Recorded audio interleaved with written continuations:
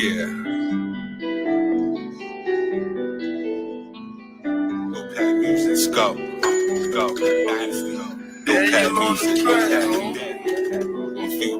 Let's go. Show me love, planet Earth. I need millions. Cocaine help me make millions. Fentanyl. Kill.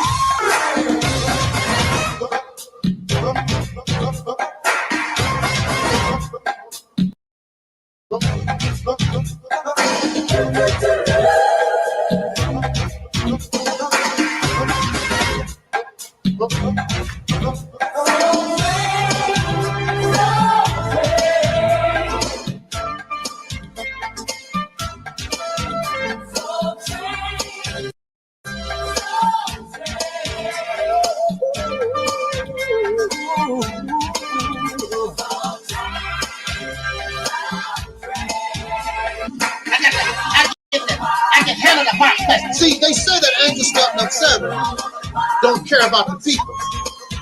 But Angel Snub Nub 7 cares about the people because I'm bold enough to tell you the truth. And I don't give a damn if you give me a dime. I'm not looking for your money.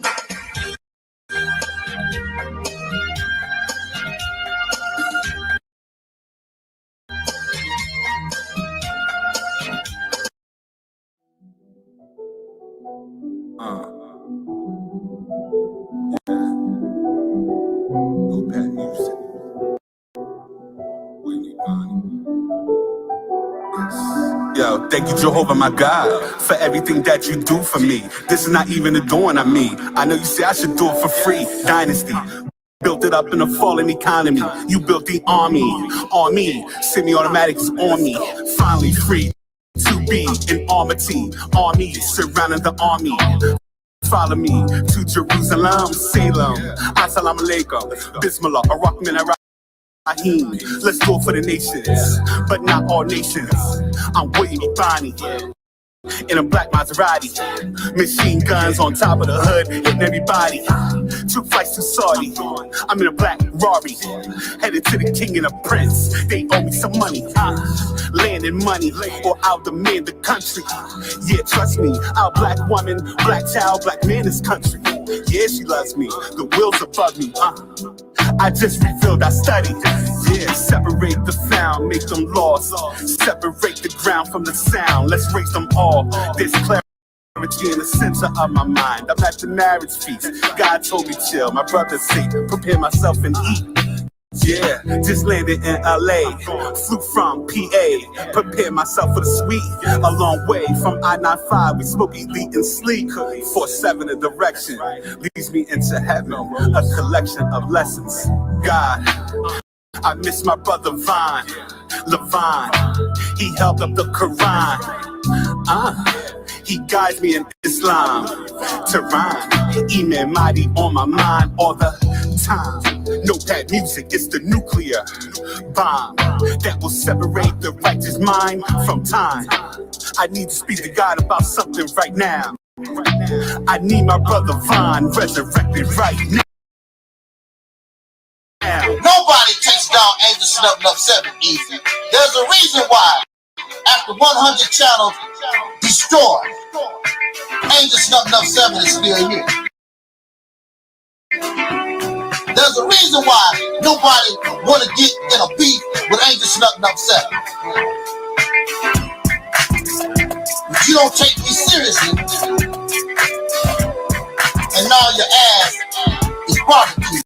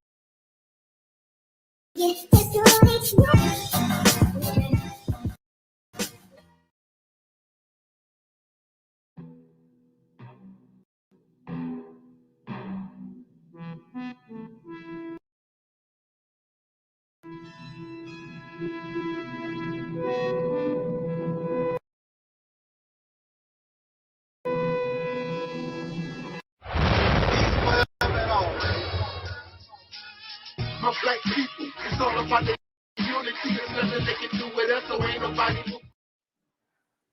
We are in a state of emergency. Prejudice. Wrote a song about it? Like to hear it? Here it go. Free your mind.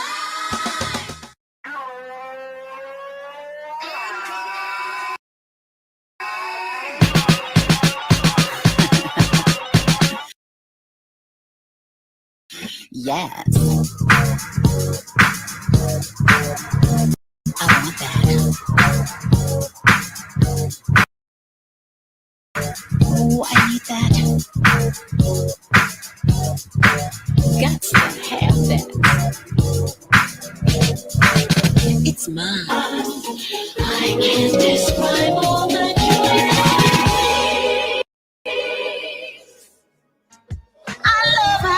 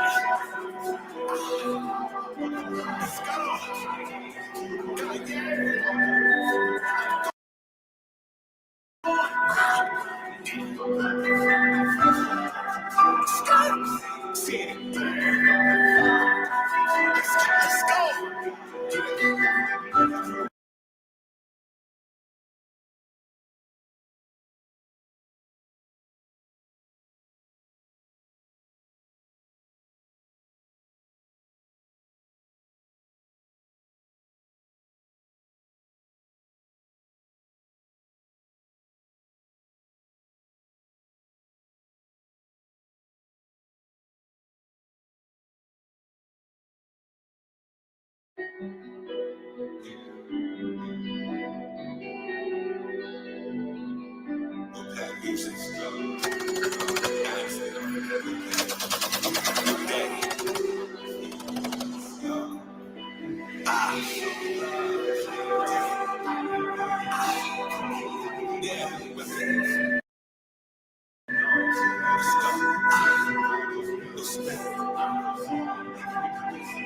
Yeah.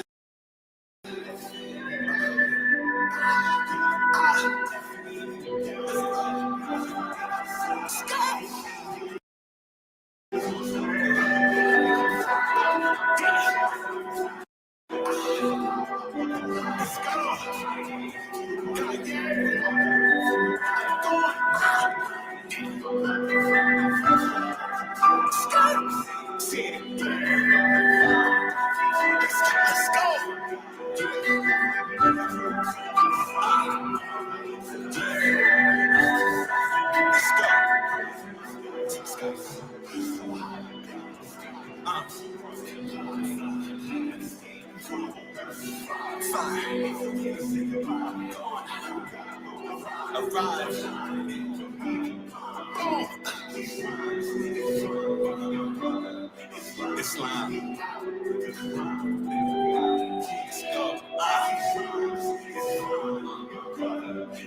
Islam. Show me love, planet Earth. I need millions. Cocaine, how they need millions. Fentanyl, 2 millions. Tears about those millions. Earth goes on, it can reproduce 1 million life. Let's go. Show me love, planet Earth. I need millions. Cocaine, how they need millions. Fentanyl, 2 millions. Tears about those millions. Earth goes on, it can reproduce 1 million.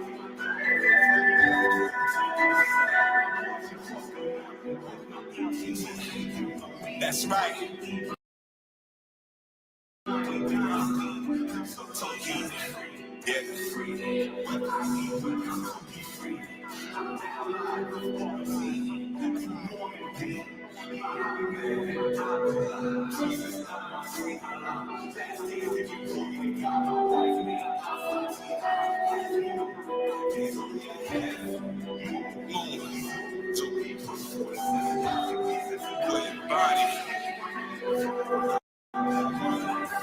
Let's go. Let's take it. That's right.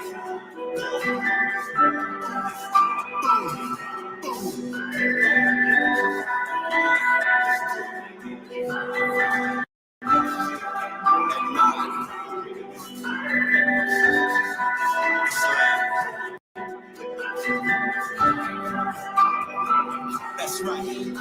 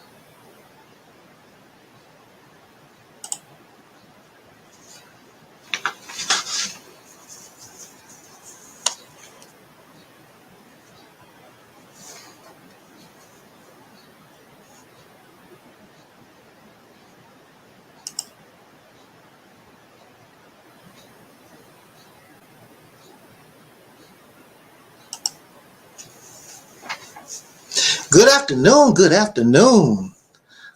How we doing out there in YouTube land? How's we doing? Is you doing all right? Oh, okay.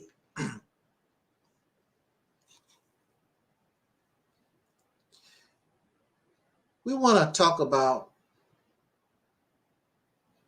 the latest accusations, allegations upon this man we know of as Father Pfleger,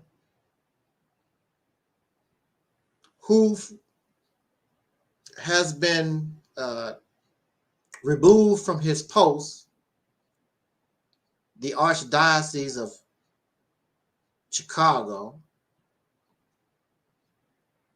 of whom is best friends with our friendly neighbor, with our friendly neighborhood minister Louis Farrakhan.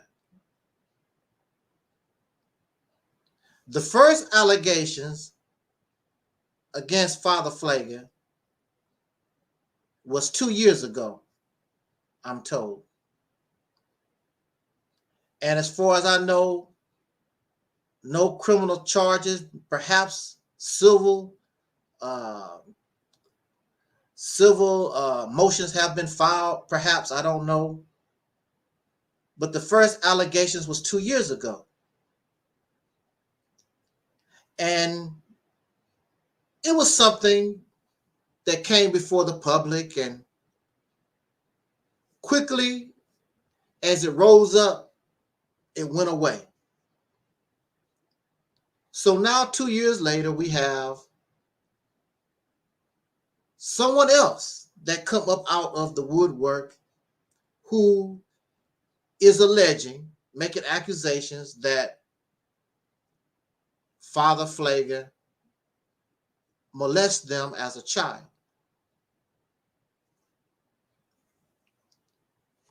It reminds me of the Michael Jackson situation. It reminds me of the R. Kelly situation. Both of these men, R. Kelly was acquitted in his first trial. Michael Jackson in 1993 paid off the accuser. But then a few years later, right back at it again. Michael Jackson survived the court trial. R. Kelly, of course, as you know, was convicted. And chances are he will be convicted 2 times. R. Kelly is probably going to spend the rest of his life behind bars. And now we have Father Pfleger, 2 years later, after the first allegations, and now we have brand new. The Catholic Church itself, as we know, it is known, it has a reputation for child molestation from not only the priests, but the nuns also have been accused of child molestation. So it should not be a shock to us that a man of the cloth, the man of the church, Catholic Church diocese, regardless if he is friends with Louis Farrakhan or not. Matter of fact, these things might have happened prior to his friendship. Why you want to bring Farrakhan? And Farrakhan has nothing to do with what happens to Father Pfleger. He has nothing to do with child molestation. Do we really have to have this conversation? Do we really have to have this conversation? Should I just go ahead and just stop my live stream and we just forget about it? Because that's what I started to not say anything. Because as you know, I have a reputation of being a Nation of Islam hater. I have a reputation of being a Louis Farrakhan hater. I'm jealous. I'm envious because Louis Farrakhan, who is riding the coattail of Elijah Muhammad, another man. Louis Farrakhan is riding the coattails of another man. 2 men, actually. Master Farrakhan Muhammad and Elijah Muhammad. And through them,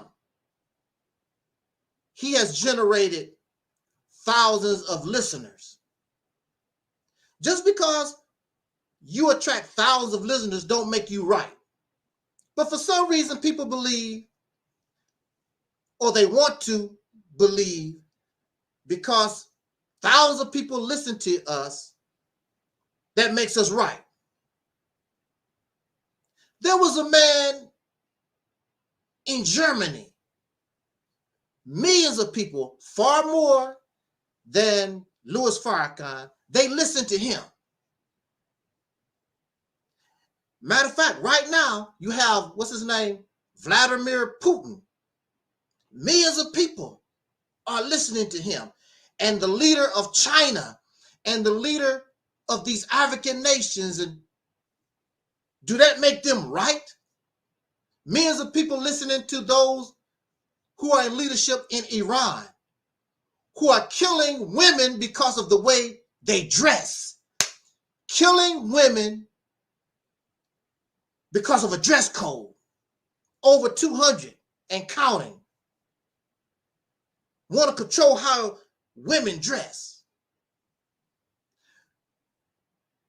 They right because millions of people, thousands of people support their insanity. There are serial killers who have a lot of followers in jail, in prison. Those two men, the Menendez brothers, killed their parents. Females actually married them. They will never see the light of day, but they got married in prison. Not serial killer, but they killed their parents. Here we are, we live in a nation that other people want to mimic and follow,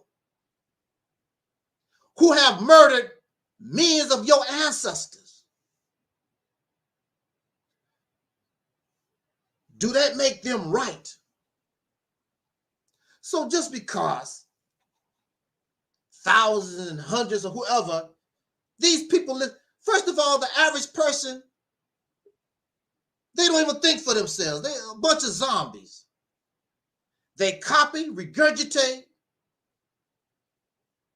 something their parents or society, they have no ability to process information themselves.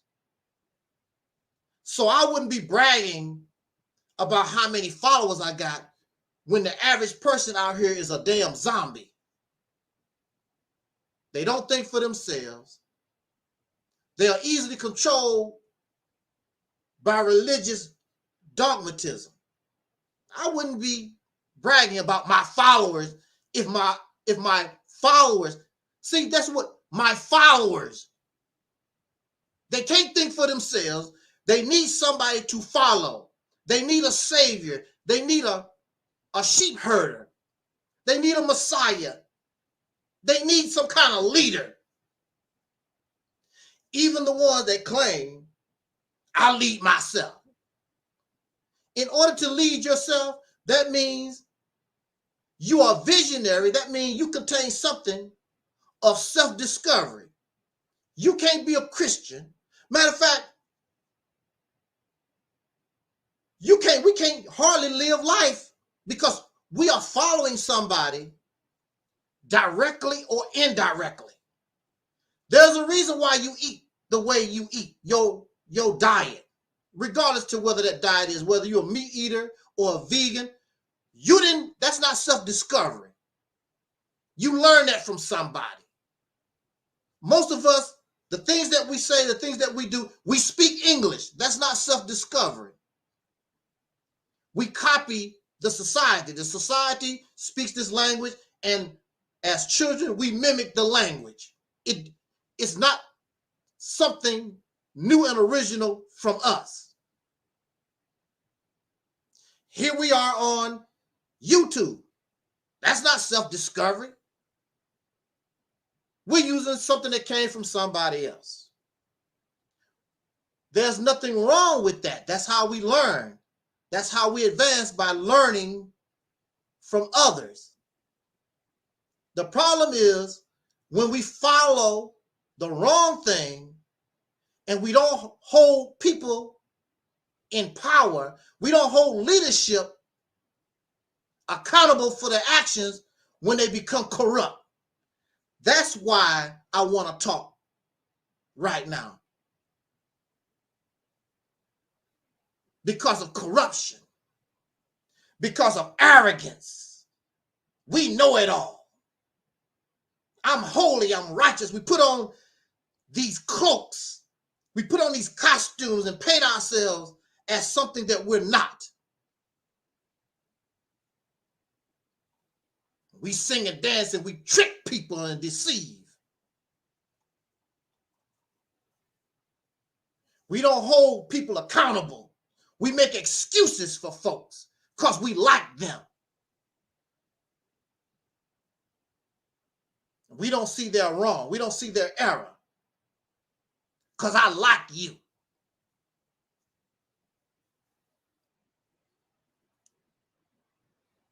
something they don't really talk about when they're talking about Jesus Christ, and probably the only examples in the scriptures. Well, actually, there's two things here. Now, there's a scripture where Jesus said something, I'm paraphrasing, something to the effect, I need an ass, I need a donkey. Go get me one. Nobody didn't say anything about go buy a donkey or an ass or whatever. I have need of a donkey. Go get me my ride. So bring that up to modern terms. I need a Cadillac. I need a Tesla electric car or whatever. Go get it for me. I don't have no money. The master need of. Go get me my stuff. So they go out and get Jesus his donkey. Last time I heard, that was stealing. That's theft. The Ten Commandments said, thou shalt not steal. It's not Jesus' donkey. Or maybe one of his people, they didn't really clarify what was going on. Maybe the donkey belonged to somebody. But the way I read it, the way it's worded, the way we see it, it seems like somebody's going to have to steal. Because they was doing a whole lot of walking. If they had their own donkeys to ride, why would they have to go get one if they had one among themselves? It sounded like it was, they had to steal a donkey. Thou shalt not steal, right? This goes to show that Jesus apparently wasn't that perfect. Wasn't that righteous as you claim. Then we have another example. Jesus came to the temple and all these suckers was gambling. They was doing things in the temple. And Jesus had an emotional breakdown. Y'all got to, I don't know where you're going, but you got to get the hell out of here. Jesus lost it. You got to get the hell out of here. Sort of showing violent tendency, don't you think? But see, at the same time, we're human beings. And we suffer error. We make mistakes. We are emotional. Sometimes our emotion gets us in trouble because when we are emotional and we have no control of our emotions, it causes us to not think properly. And we make mistakes. But when you listen to those that follow these men like Father Pfleger, when you listen to people who follow men like Farrakhan, they put them, or people that follow Jesus, they put them on this pedestal of some kind of perfection. So for me, I'm going to call you out on it. Since that's what you want to be, that's what you claim, then we're going to call you out on your bull doo-doo. You perfect. You better than Angel Snupnup 7. You divine. Well, we need to hold you accountable for your claim. We need to hold you accountable for what you say you can do.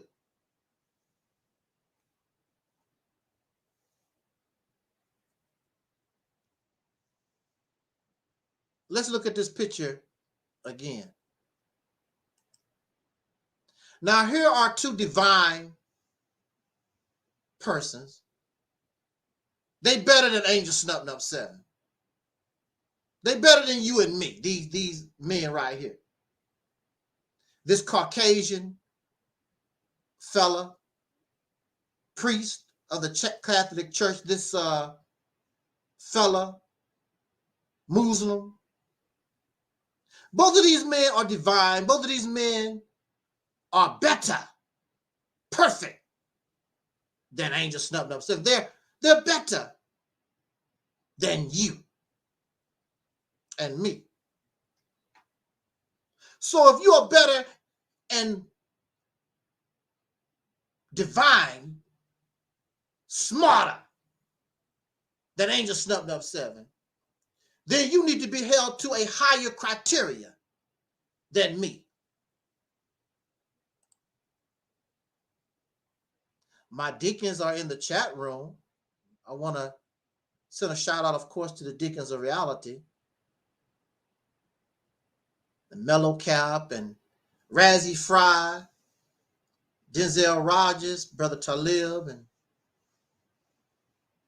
Sister Ann, and Tafari Smith, and Tangi and her family, Tangi Cox and her family, our people in London and Facebook and Instagram and wherever they are.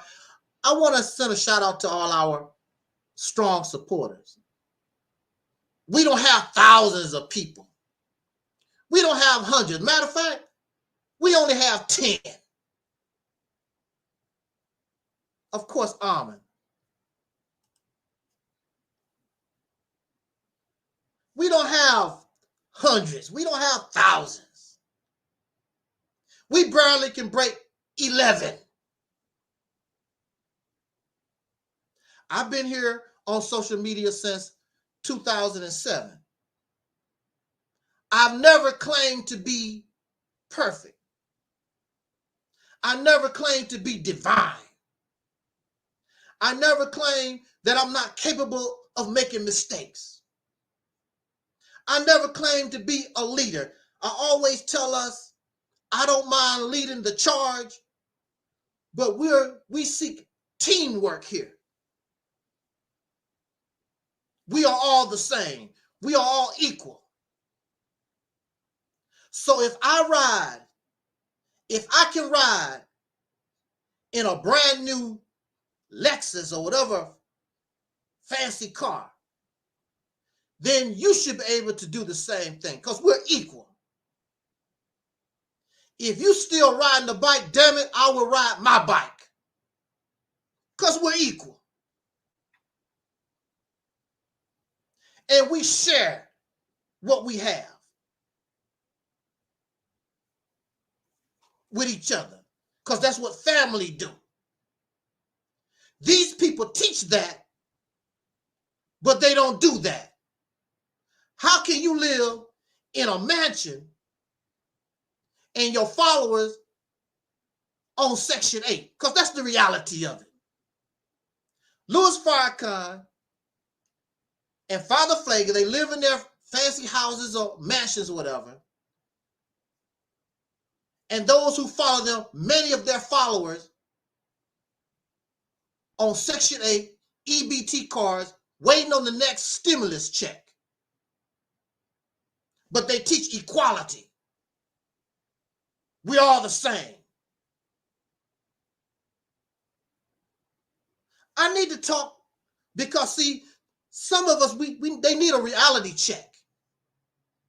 And you need to be held accountable because you're making claims. And you need to be held to that claim. Least you be called a liar and a deceiver.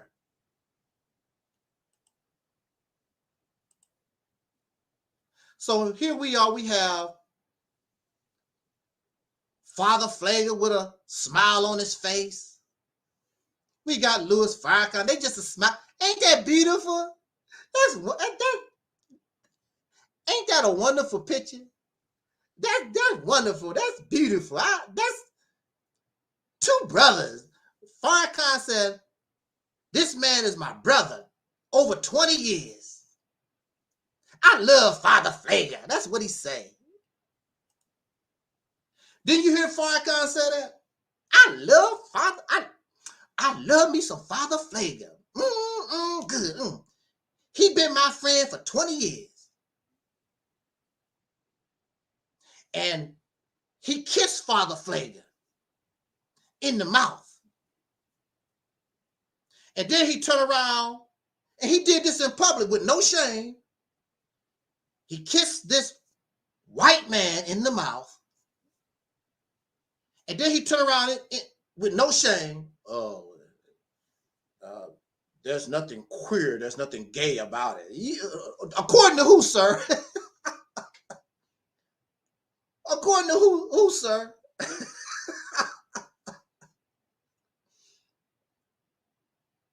And the followers, they usually clap real loud for Farrakhan. But when he did that, they clapped, but it was real light. There's nothing queer about it. These people not held accountable for nothing. They justify their heroes, and these divines and these messiahs can do no wrong. But even in the scriptures, God don't like that kind of behavior. Because according to the scriptures, I remember, y'all can correct me if I'm wrong. Because see, for me, I make mistakes. I paraphrase because I don't know the actual quote. So I paraphrase. But there was a part in the scriptures where Moses, his position with God, it went to his head. And so God had to say, hey, wait a minute, hold up, bro. You're not doing all these things on your own. I'm the power. Without me, you can't do nothing, sir. So these men here, you put on a high pedestal. You put them on a higher pedestal than the God that you're supposed to worship. Jesus has no power. Farrakhan has no power. Elijah Muhammad, Noble Drew Ali, these people have no power. Their power is supposed to come from God. But see, what is the old saying? Out of sight, out of mind. So you don't really see God. You actually see Father Pfleger, and you actually see Farrakhan. You see this human flesh. Because out of sight, out of mind. So you treat Moses because they saw Moses. They did not see God. So you can say out of your mouth, I worship God. No, you worship Father Pfleger. They worship Moses. They worship Jesus. Jesus is not God. Well, all that religious talk, I know that there are Christians. Well, Jesus and God is the all that, whatever. It makes no sense. And we, on this platform, we challenge God because you put God on this pedestal. And you make claims that God can do this and God can do that. Well, God needs to get his ass up and start doing it, because it's been over 2,000 and more years. God ain't did a damn thing. So we challenge and we hold them up to a criteria. Why you want to be manager? You own fries at McDonald's. Why you want to be manager? Not just anybody can be manager. You have to qualify. And then once you become manager, there's a criteria that you have to maintain in order to be manager at McDonald's. If you are not able to do that, they bust you back down to fries. Well, you wanted to be manager, we made you manager, and you're not able to do the job. These men are not doing the job because these men are supposed to take us to God and solve humanity's problem. They have yet to do it. The problems continue. on and on and on. But we're going to let you be manager because I like you. We're losing sales at McDonald's. The floor is nasty and dirty because we don't have proper management. You're not ordering the product the way you're supposed to so that we can make the cheeseburgers and the fries or whatever. Because your management skills is poor. The purpose of preacher, the purpose of the minister is to bring the people to God and solve their problems. Jesus is to come and bring life, and life more abundantly. And we still, every day on the news, a 15-year-old child running around just shooting people with a gun because I'm mad and upset. In a world surrounded by those who claim we know God. And even on the block that the young boy run around with a gun shooting, there probably was a church, probably was a mosque or a synagogue. You can be in the mosque, you can be in the synagogue and get murdered. There's preachers who get killed by their own followers in the church.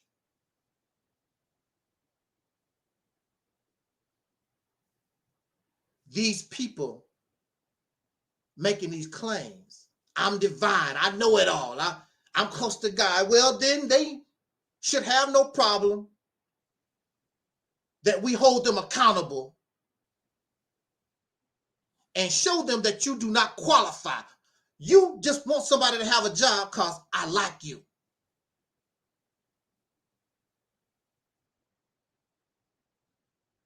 The CEOs of these top corporations do not put people as a chief executive officer in their business because I like you. I put you there to make my company profitable. I put you there to make my company efficient. That's why you're there. If you cannot do that, I'm going to remove you. You're supposed to bring the people to God. The preachers are supposed to bring the people to God and cause heaven on earth. But all we got is hell. And the preachers and the pastors and the ministers and the imams, the hell you talking about is the hell that religion has created on the earth, not heaven. That's why you focus on the afterlife, because you have failed to bring heaven on earth. Because the scriptures say that the kingdom of heaven is within you. That means it's within the flesh. And the scriptures also talk about heaven on earth. That's your job. But the imam have failed. And the preachers and the priests and all, you have failed. And you don't want voices like me to speak up. Because the only way you're surviving is because I like you. Oh, child, that was a good preaching he did Sunday. What is he producing for you in the church? While most of these preachers and pastors are running around in their big houses and private jets, what are they doing for you? You're not holding them accountable. Where does it say in the scriptures, or where is it an example in the scriptures that the preachers and the pastors are supposed to get rich off the poor and the suffering? Jesus was poor. His disciples was poor. But your pastors and your preachers and your ministers run around here. Success is material things. And so they are on TV with Barbara Walters, Ted Koppel on TV. Yes, God has been good to me. God is wonderful for you. But what about the sheep? You're supposed to be a shepherd. God gave the followers to you to lead them in the right direction. That's your purpose. You have failed the sheep. You are a sad shepherd. And the ways of the filth of the earth, the carnivores and the predators have eaten and continue to eat up God's people.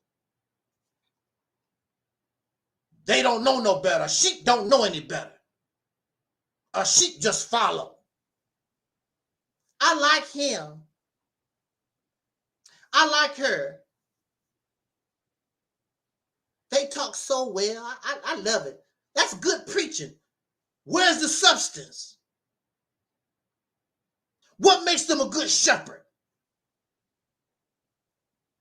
When the sheep are getting ate up every day, your children going to prison, your educational system is a failure. So many of us in this country are illiterates. Homelessness, people homeless on the street, mental illness gone bonkers. But yet we are surrounded by God and religion, telling us these fairy tales of what they can do. Well, if you can do these things, we'll do it.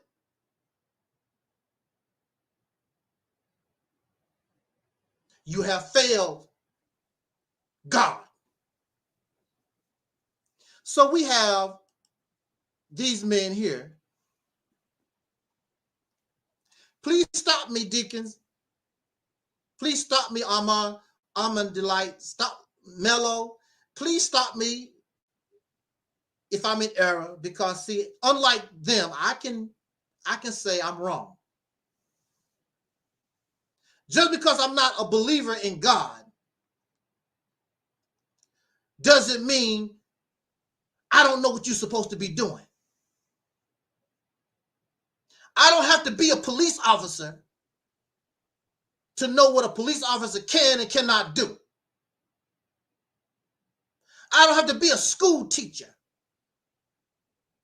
I know what a school teacher is supposed to do and what they're not supposed to do.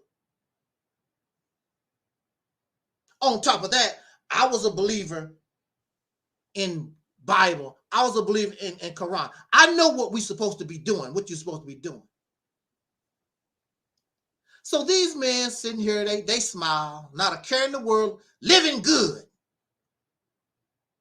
Ain't missed a meal in decades. Living off the poor and the illiterate and the suffering. Living good. Off working people. Their only job is to get on the podium and tell a pretty story. And produce very little for the investment that the poor, because there ain't a whole lot of rich folks giving them nothing. Some of the stingiest people on the planet are the wealthy, the rich. They're not giving, the wealthy and the rich ain't giving these suckers. They're making their money off the poor, because the poor are trying to get in good with God in the afterlife. And these men telling you about some future, or they take you back into the past. So you don't concentrate on the present, because if you concentrate on the present, you're going to have to put pressure on them and hold them accountable for your horrid condition. So look, here we got Louis Farrakhan and we have Father Pfleger. Ain't that beautiful? They brothers in the faith. La-di-da, la-di-da.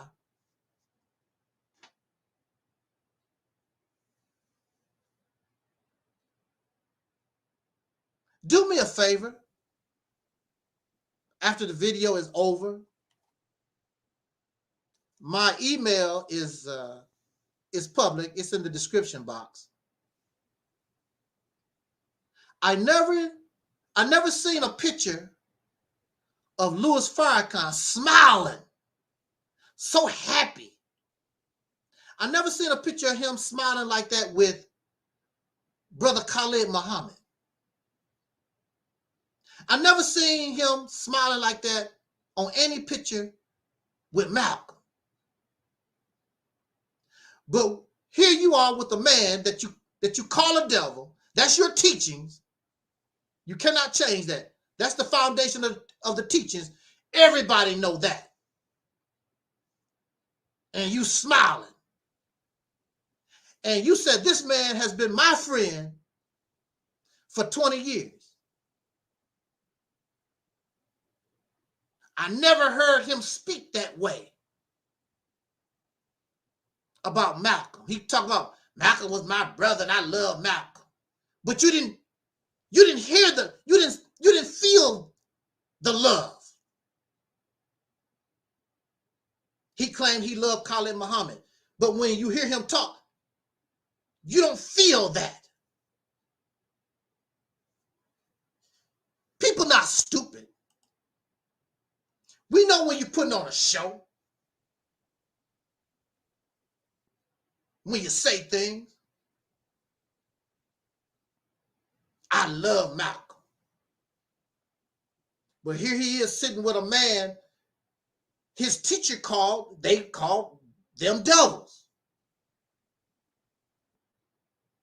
In fact, the Holy Quran says that Muslims not supposed to take Christian and Jews for friends. Elijah Muhammad said in order for a white man to be accepted among Muslims, he must study Islam for at least 20, 25 years, something to that effect. And then they can be accepted into Islam among the holy people. Clearly, Father Pfleger is not that. But Father Pfleger, a Christian Catholic priest, he my best friend for 20 years. The Quran says, Muslim, you are not to take, you ought to take my word for it. It's clear. The Quran says you're not supposed to take Christians and Jews for friends. That's not my word. That's the Quran. Elijah Muhammad said you do not take white people for friends unless they become Muslims and study Islam for over 20 years. That's Farrakhan supposed to be teacher. That's not me. Don't put that on me. I'm just telling you the teaching. What Elijah Muhammad said, wrote, and what the Quran said. That's where it comes from. Now the Quran supersedes Nation of Islam teachings. When you are in the Nation of Islam, you are taught to put the Quran over everything, including the books by Elijah Muhammad. Matter of fact, you're supposed to wash your hands before touching the Quran. And the Quran is supposed to be on a shelf higher than all the books in your house. So this book says, as a Muslim, you're not supposed to take Christians and Muslims for friends. And where do you find Farrakhan all the time? With Christians. And he also entertained Jews, whom he also supposed to have a problem with also, but he's playing the violin for Jewish people and sniggling and giggling. Farrakhan don't sniggle and giggle for his own people.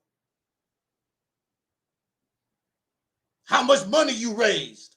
That's how he talked to when I was in the Nation of Islam. I never heard him talk beautiful to us like that.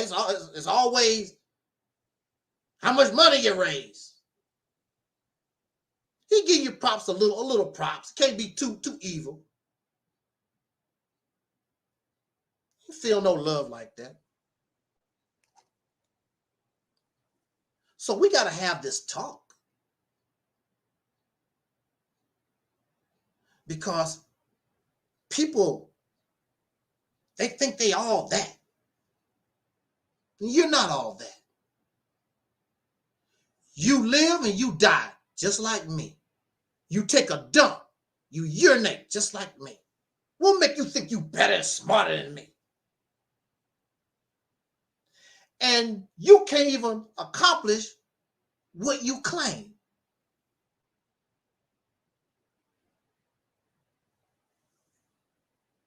Claiming all these different things. You better. Well, prove it. You get away with it because you're dealing with people who don't think for themselves. They are sheep. And they like you. Matter of fact, when you hear them talk, it's always about your personality and they like you. It's not even really about your teachings. He sure can preach. I like him.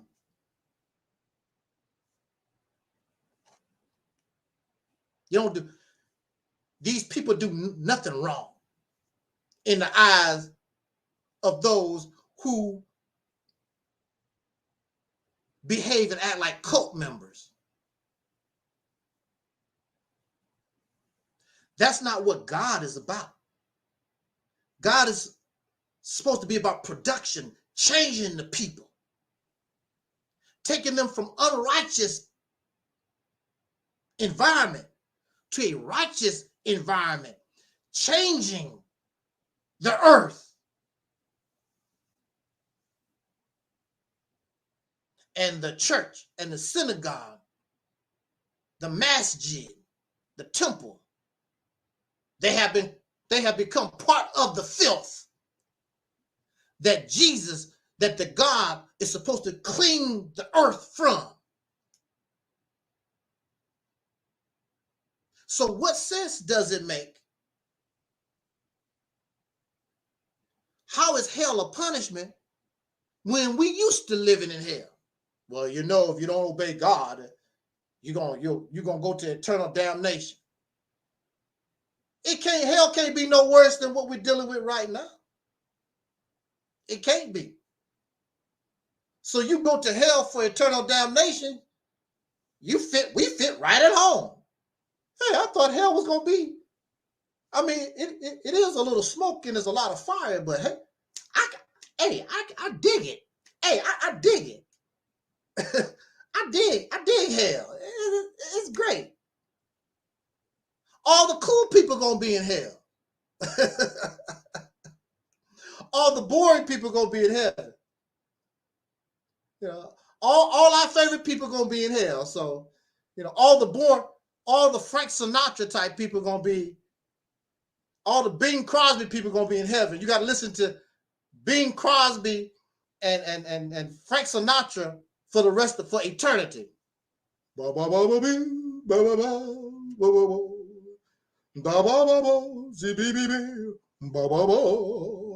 gotta hear that. You gotta hear Frank Sinatra, Bing Crosby for eternity.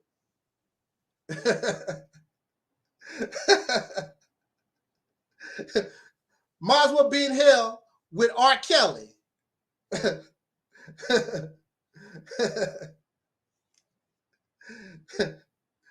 Woo, it can't be no different. So all that we're doing is just going from one physical hell to spiritual hell. Like, so what? What's the big deal? What we scared of? Nobody is holding these people accountable for their claims.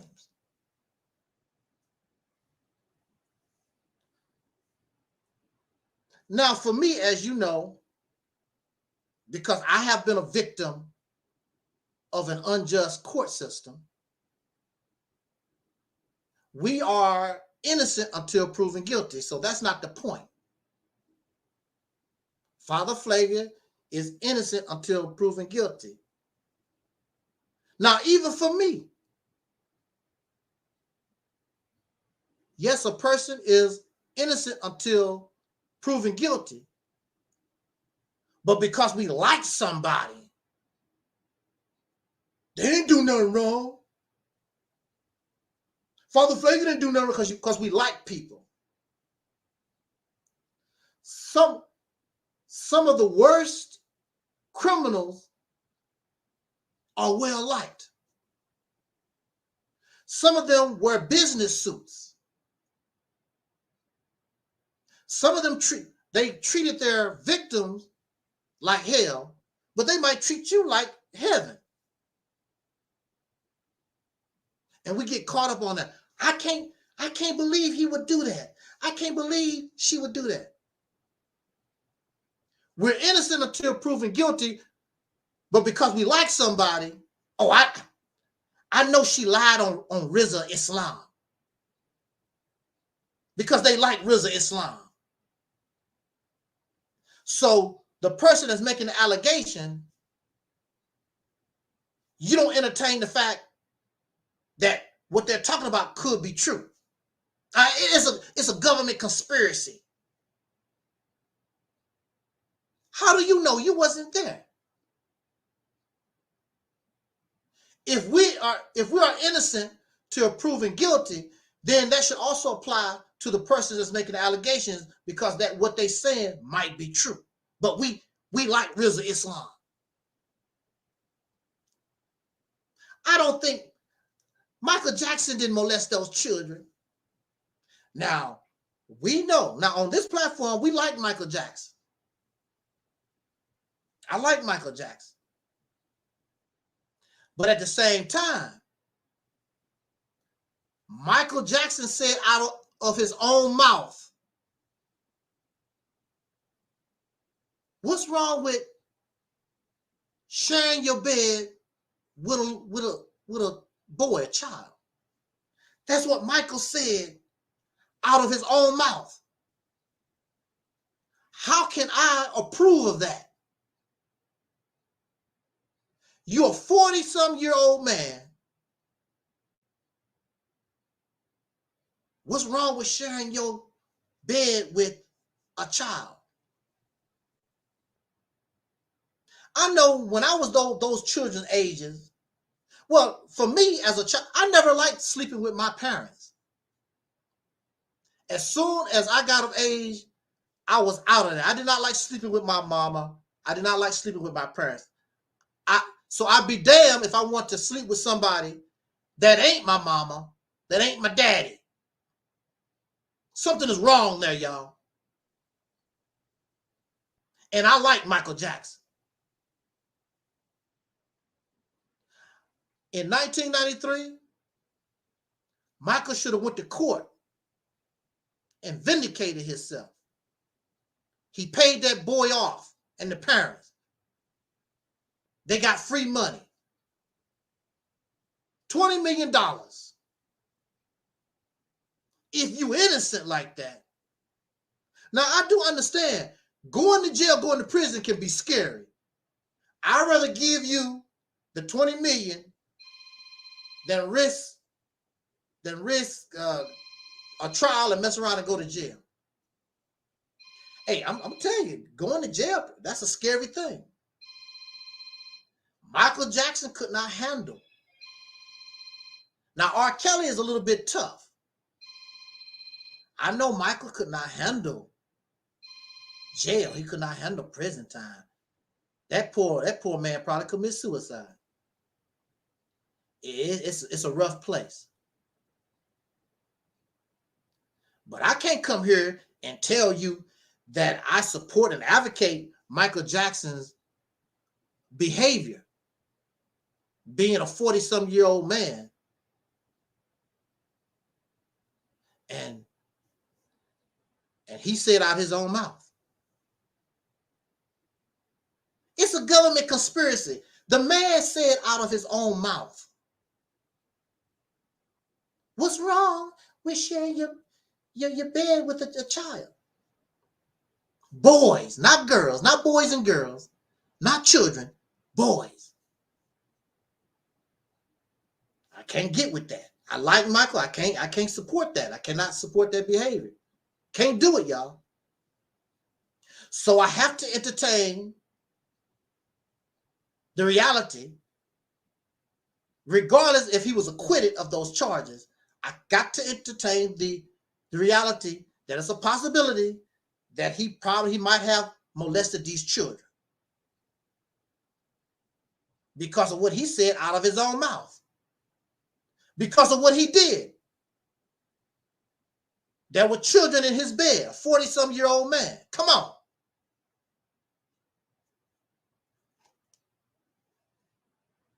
But I like Michael Jackson. Oh, nobody cares about what you like. Some of the most evil, wicked, nastiest people are people that we like. I cannot support that. Then we have somebody like R. Kelly. Now, mind you, Louis Farrakhan is not talking like me. He's defending Michael Jackson. He's defending Michael Jackson. He's defending R. Kelly. He's defending, back in the day, Mike Tyson. And I'm very sure he would defend Father Pfleger. You cannot be a righteous person and you just assume that the people that's making these allegations are just liars. It's always a government conspiracy. Well, you know they're after Michael Jackson because he want to buy these. They want to try to get the Sony catalog, and they put these rape charges on Bill Cosby because he wanted to buy NBC. Bill Cosby said out of his own mouth, "Yeah, I drugged the women." He said it. He said it out of his own mouth. I drugged these women. How can you, because you like somebody? And before that, not too long before these charges came on Bill Cosby, a few years later,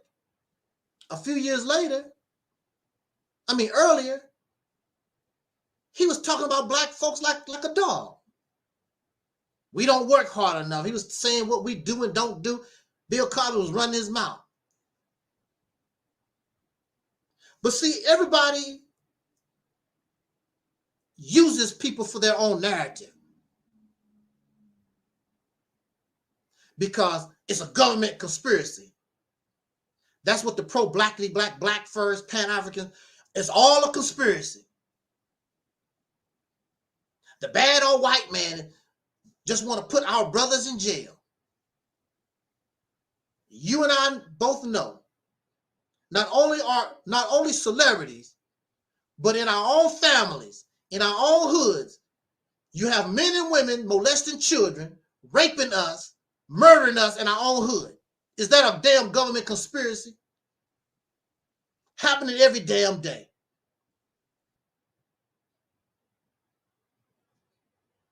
Ain't no white folks around. Last year, we were slandered constantly. Ain't no white folks around. Ain't no damn government conspiracy.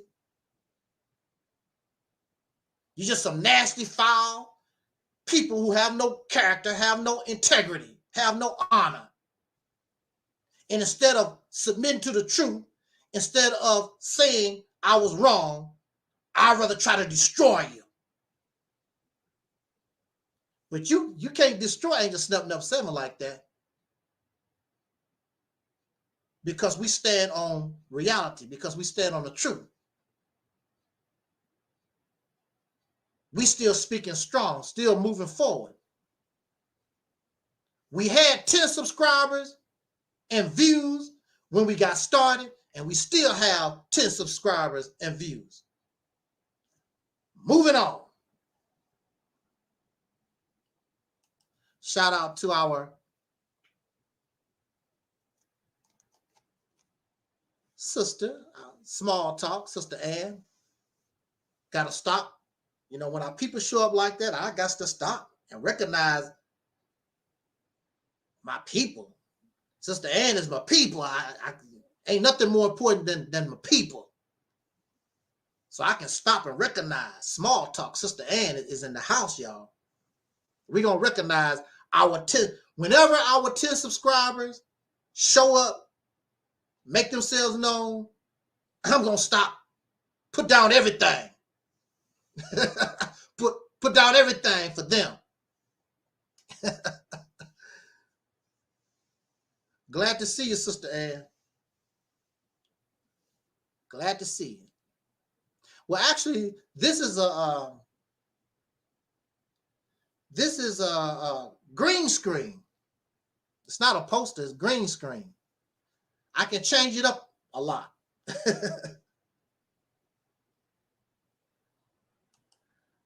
I won't put this behind me though. I don't want, because I'm not good enough for the divine people and the Messiahs and the Christ people. We're not good enough for them.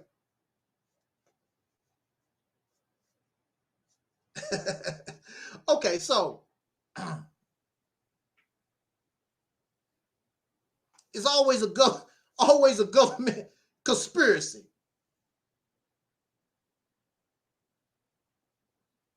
I was talking to a Minister Farrakhan. I'm not going to call them names. I'm just going to say a Minister Farrakhan follower. I'm not going to be like them. They like to call people names and very immature. I don't call Minister Farrakhan Farrakhan and Farrakhan or whatever. I don't do stuff like that. I don't want to drop to their level. But I was talking to one of his people who claim they've been with him for 32 years. And that's fine. Now, we were just talking about illusion. We just talking about holding people accountable. Okay, we have something called the FOI, the Fruit of Islam, which is the military wing of the Nation of Islam. Farrakhan don't give his army nothing. They don't get free uniforms, shoes, shirts. They get nothing. Those men don't get no benefits at all. I know. I didn't get no, you don't get any kind of benefits. Everything is on you. Now, in the white man's army, some of y'all been to the white man's army. The white man give you benefits, pay for your shelter, your room and board or whatever. They give you free uniforms, all that kind of good stuff. This man want to tell me also,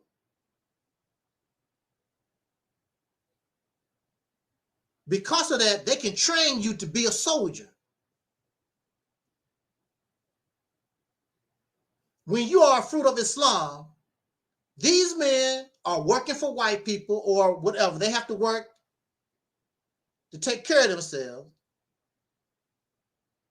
They are too tired.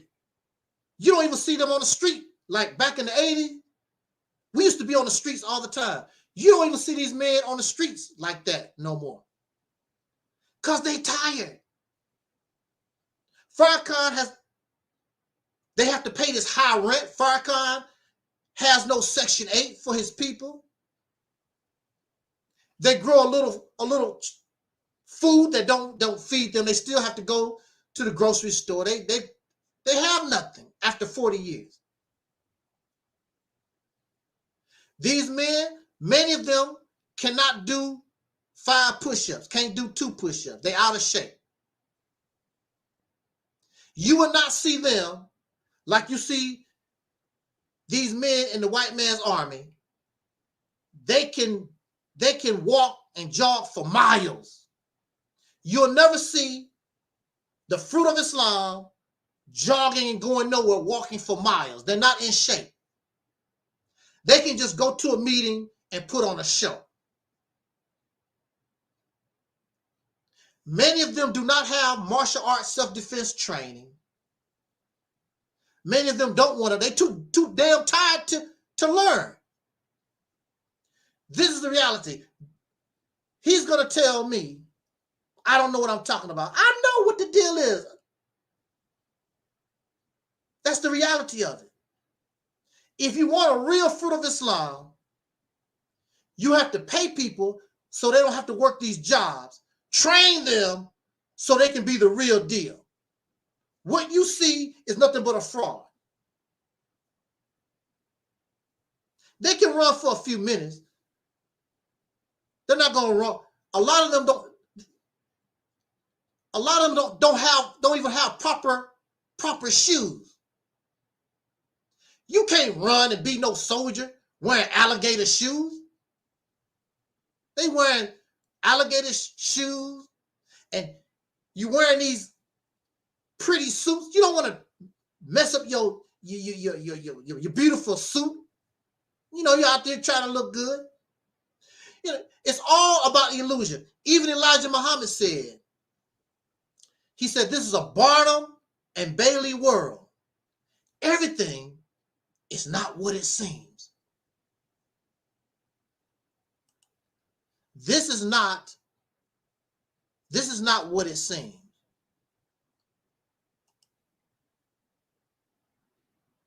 Especially when you're not holding people accountable for what they claim. Now, these two men and other religious people, they would tell you about the power of God. God created the heavens and the earth, and God got all this power. That's a lot of power. This is what you claim. Now here on this platform, I'm not telling us about all this great power behind me and I created the heavens and the earth and I'm a God, and we don't talk that way here. Everything that we say from this platform is within the realms of reality. We promote the Mississippi campaign.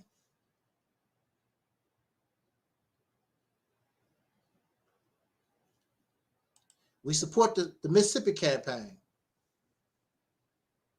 It's a very, very large project, but it's attainable. It's realistic. We don't need to go get power from Krypton.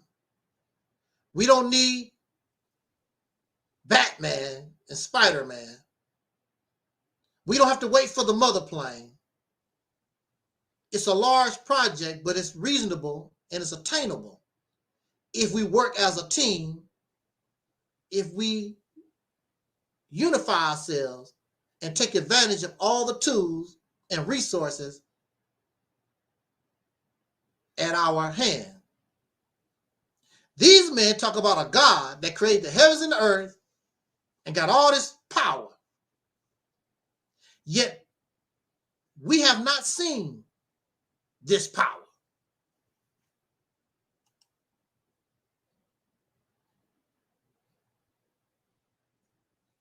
Have you seen it? I have not seen. I haven't seen an example of none of this power. And they're not talking about some tiddlywink power. They talk about some for real. We can control the weather. We can control hurricanes and earthquakes. And wow. So when you're talking about power, there's a difference between a 22 and an AK-47. You don't expect a whole lot from a 22. Bang, bang, bang. Bang, bang. 6 shots or whatever. Little 22. AK-47, you expect turn up some stuff. Louis Farrakhan claimed that an AK-47 is behind him, not a 22. Now me, we got a water gun, water pistol. These people claim to have an AK-47 behind them.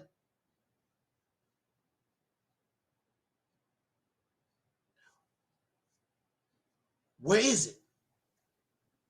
We don't see them. You talking good. Where's the power? You're making a lot of claims. Where's the power?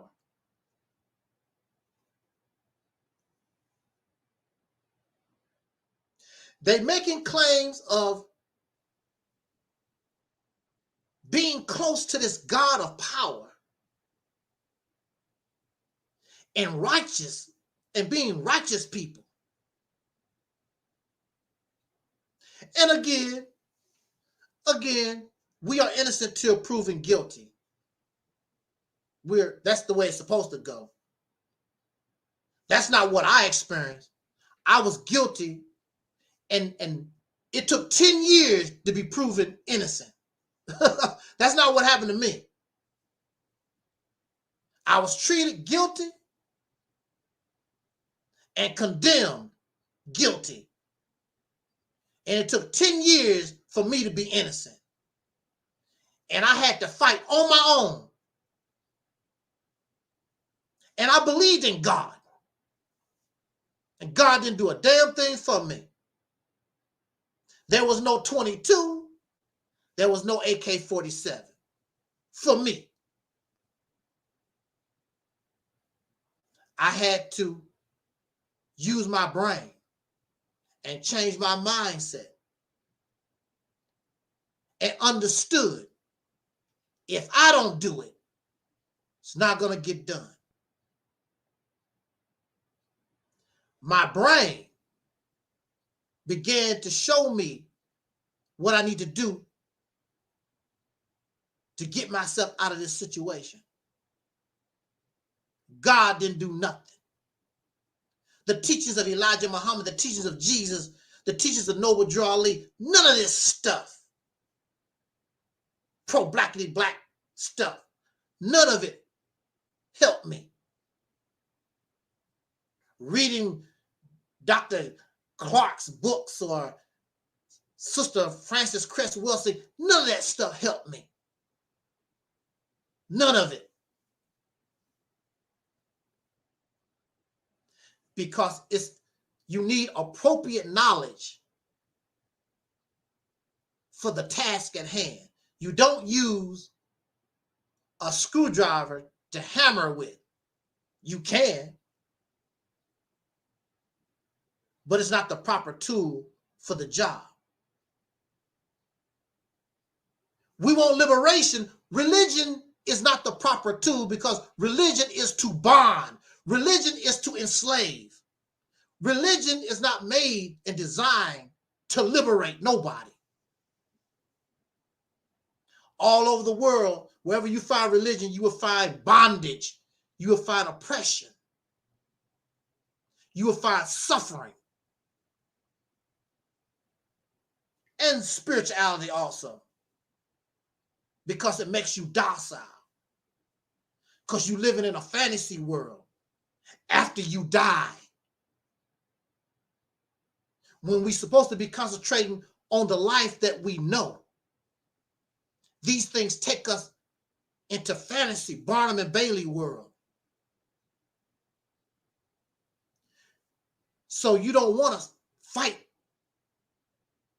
for your life that you know. If there's an afterlife, that's fine. It does not help me here. If there's an afterlife.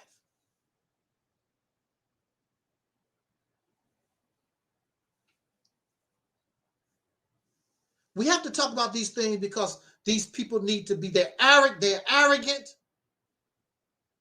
and their followers make them feel as though they are more than what they really are. They are not held accountable for their claims. If you are connected to God, then you are connected to the AK-47. Let's see the power. Let Father Pfleger, Louis Farrakhan, come before the people during the heat of summer, and they say that God is going to make it cold. Now you can start listening to them. In the middle of summer, they say that God is going to bring us snowstorms and blizzards. Now, you got my attention. You got my attention. Hey, what can I say? These men said that their God, during the middle of summer, is going to bring blizzards, cold weather. What can I say? Deacon, what can I say? Twin, Sister Ann, Mello, Razzie, Almond, what can I say? If Farrakhan get on the roster and say that Master Fard Muhammad is going to bring a snowstorm in the middle of July, and it happened, like, damn, it's starting to get cold around here. But what they do is they take natural phenomena, the natural things that happen, and they try to say that God is behind it. God is behind the hurricane. We get hurricanes every year. We get tornadoes every year. We get forest fires every year. They bring no evidence, no proof that God did a damn thing. This stuff been happening for generations. It had nothing to do with no damn God. But what has not happened is a blizzard in the middle of summer. Let's see that. Let's listen to Farrakhan, and Farrakhan say a hurricane is coming to New Orleans, but God is going to back it up, make it go back into the ocean. So we listen to the news, and the governor of Louisiana is saying, hey, you better evacuate because this hurricane is coming. And then, of course, a lot of people going to evacuate, but I have faith in my minister. Minister Farrakhan said that Allah, Master Fard Muhammad, is going to reverse the hurricane and take it back out into the ocean. And then it happened. I might as well shut down the reality temple on earth, y'all. I was wrong. I can admit I'm wrong. I'm like, damn. Did y'all see that? The hurricane. Everybody is like, it's unexplainable. We can't even explain how a hurricane is coming, and then it went in reverse and went back out into the ocean. So you will see me shut down the realities temple. I have nothing else to say. I'll go find my old bow tie. Please, sir, can I be an FOI? Can I be? And you have to submit to reality. But we have not seen. Yeah, that's right, twin. Twin and Deacon, you're going to have to get your bow tie. You're going to have to get your bow tie, put on your suit, learn how to sell bean pie, because this is it. Hey, what can we say? And I hope they forgive us for our blasphemy, forgive us for our disbelief, and because that's, hey, what can you say? Well, what can you say? I'm very confident that's never going to happen. That's how these quacks and these tricksters, they fool people. They take things that's natural and try to spin it like they are the power, like they have something to do with it. I can prophesy. I can prophesy and say that I'm going to die in a car accident. There's a high probability that that can happen because I drive a car, I walk around cars are around me. So there's a probability that I could be killed in a car accident, hit by a car. That doesn't take special powers. I can say that you will be choked by a fish bone. People die every year from being choked by a bone, fish bone or chicken bone or something. Has nothing to do with special powers or connection to God. It's a bunch of guesswork because the probability is there. You can prophesy and say, Angel Snub 7 gonna die during his live stream, live. It can happen. I could be talking to us and just drop dead. Bloop. Just drop dead. What happened to Snub? Snapper. Angel, what happened? Angel Snub. What happened to him? Drop dead. It can happen.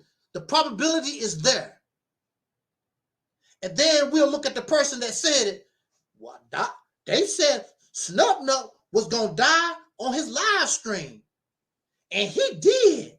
You got the power of God. The probability is there. Has nothing to do with no special powers or anything.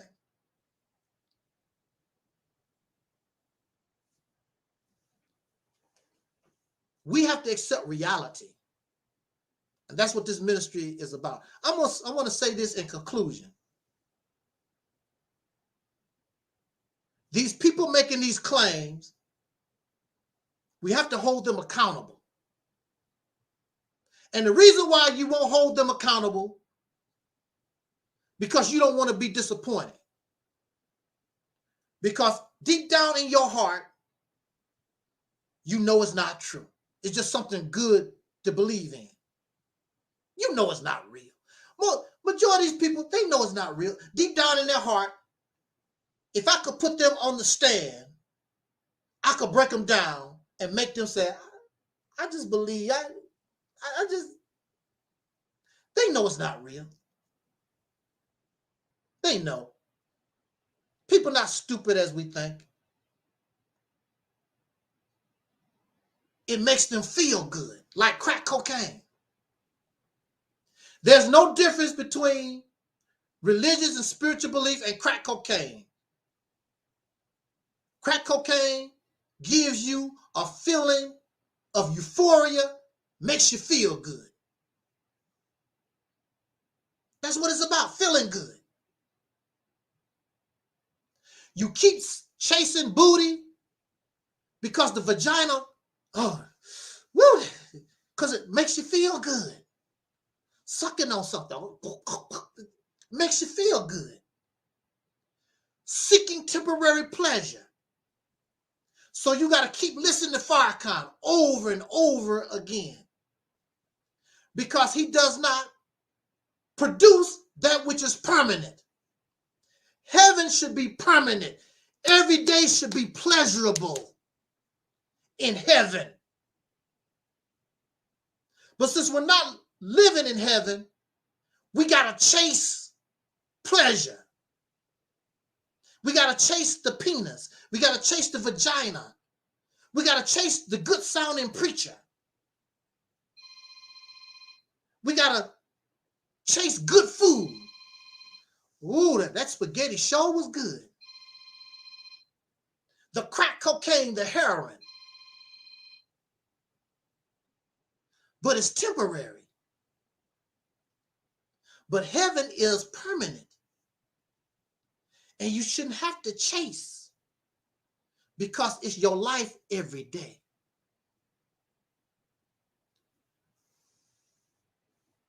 I want to say this in conclusion.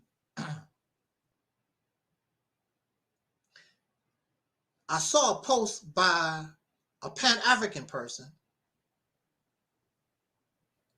and they was expressing their disappointment, and they want to quit calling themselves Pan-African. Why is that? Because they begin to see the reality of things. that Africa is not interested in unity. But why is that a shock to the Pan-African when the Africans, the people on the continent, they wasn't interested when Marcus Garvey was here? What African nation was friends and connected to Marcus Garvey? Not one. It was just his teaching about Africa. Africa is a continent with over 50 nations. Marcus Garvey was not connected to none of them. What is Pan-African? Where does Pan-Africanism really come from? It really comes from America. It didn't originate in Africa. Pan-Africanism originated with Black Americans because we are taught, we African, and I want to go back to the motherland and get connected. That's where it comes from. You bring that to people on the continent of Africa, you know, what the hell are you talking about? What is that? A lot of them are involved in tribal wars, religious wars, for generations. Nations don't like other nations there. Been going on for generations. That's why it was easy for the Europeans or anybody to go to Africa, because they are tribal. They're not interested. There's hundreds of different belief systems, different tribes and people. They're not interested in unification. They're not even trying. The closest they ever came to unification was with Muammar Gaddafi trying to start some type of African banking system. And of course, the European, oh, that's a no-no. You messing with my bread and butter. So they created the most costly assassination in world history of Muammar Gaddafi, because they knew that those Africans are not interested in nothing like that. Let's kill the head. Don't have to worry about them Africans no more. And that's what happened. They murdered, they assassinated Muammar Gaddafi, whether you like him or not. They murdered him, and it was business as usual, like what they got going on right now. So you have these Pan-Africans in this country that live in this world of make-believe because they have some African friends. Or I know there can be African unity because I got a friend. What's that song? I got a friend in me. I got a friend in Africa. I got a friend in me. I got a friend in Africa. Mom in that old Disney song. I got a friend in me. Because they have an African friend. Or they can start their own little business with somebody in Africa. But you have no African leadership, no African nation supports Pan-Africanism. So that somebody was talking about the Mississippi campaign is a pipe dream. What's a pipe dream is proven. There was no African unity during the lifetime of Marcus Garvey, and there is none now. Those African leaders and people are trying to live and be like European. They're trying to be like the United States of America. They are corrupt. They are exploiting their own people for their own enrichment. They're not interested in your Pan-African nothing. They don't view you as a brother or a sister. The only way you can get those people in government in Africa to listen to you, what you got to offer. and you have nothing to offer. But if you had something like the Mississippi campaign, now you have something to barter, you have something to work with, and they will listen to you. Listen to you because now you are a power and you have influence in the United States, and that's who they want to get close to, not you. You ain't nothing. You have no power. You don't understand that. So Pan-Africanism, which simply is the unification of African people on the earth, Pan-Africanism has been turned into a religion where I believe. And if you get an African friend, it makes your belief more stronger because I got a friend in Africa. These Pan-Africans don't have one African nation that supports them. They didn't have it during the time of Marcus Garvey, and they still don't have it. I have no problem. Why should I be upset? Why should I have a problem with Pan-Africanism? The problem is the people that you're talking about ain't interested.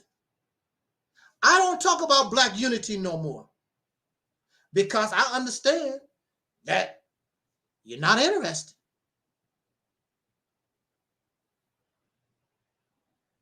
I present things just to present them. Maybe you might get on board the Soul Train one day, so I'll keep talking about it. But I understand where your mind is at. And maybe you are African. Because they don't want unity, being stupid, and you don't want unity either, being stupid. The Africans are tribal, and you are tribal.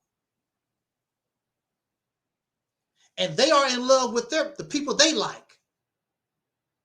You have the same kind of behaviors. And the people they like take from them and don't produce nothing. And that's the kind of people you like. You like people that take from you and give you nothing. The Honorable Elijah Muhammad said in the teachings, why does the Negro love the white man? Because he gives you nothing. Why do you love these men? Because they give you nothing.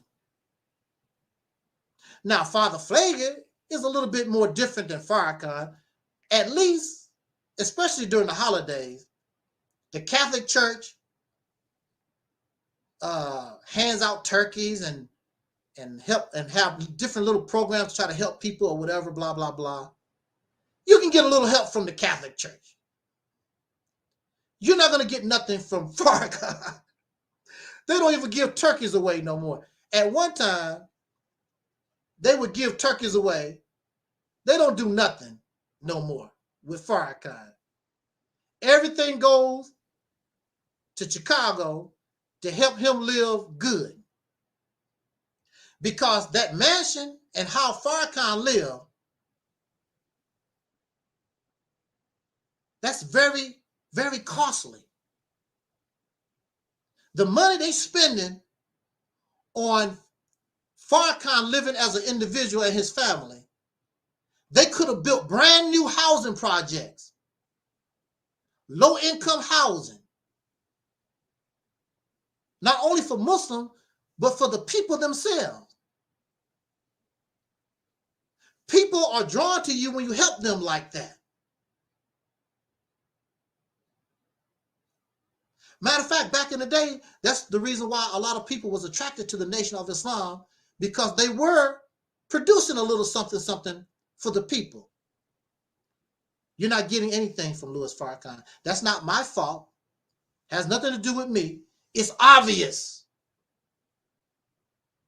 And then the people that like him, they keep coming up with all these excuses and they want to play Ring Around the Roses. When it's all said and done, sir,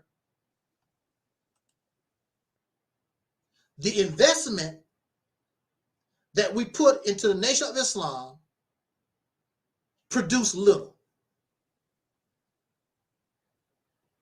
That's not my fault. But you accept that because you like Farrakhan. But you're not producing nothing. You accept that because you like T.D. Jakes or what's the name, Joel Osteen and these other preachers. They produce nothing. Why do the Negro love the devil? Because the devil gives them nothing. Here we are. We're telling you, you get on board the soul train.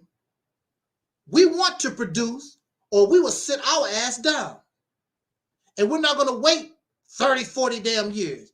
You're going to start seeing the production now. You don't want to support that. Somebody that want to give you something. You want to support the people that you like, that give you nothing. And that's your, as Bobby Brown would say, that's your prerogative. You can do that.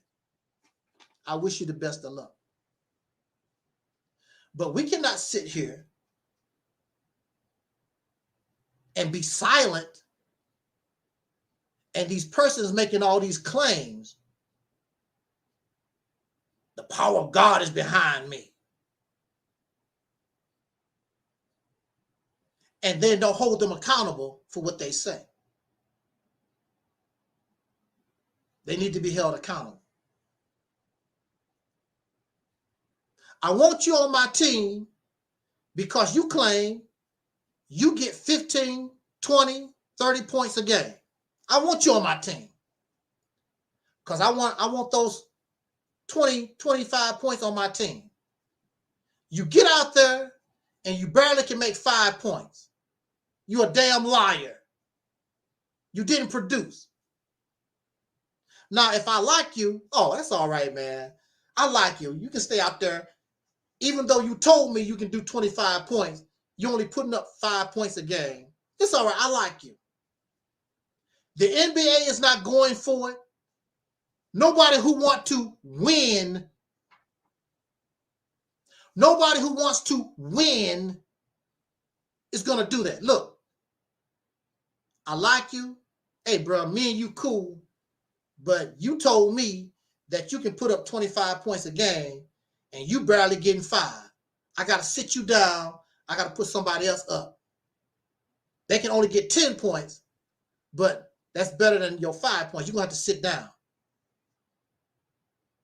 That's the reality. That's life when you want to win. You're comfortable being a damn loser. But you want people to treat you like you're a winner and you're a loser. You think like a loser, you act like a loser. How you doing?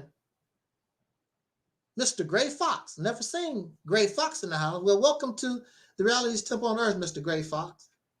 Glad to see you. Glad to see you. Ain't nobody trying to hurt nobody's feelings.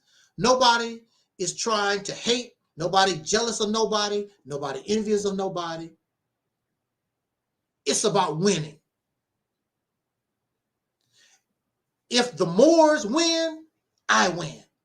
If the Nation of Islam win, I win. I'm a winner.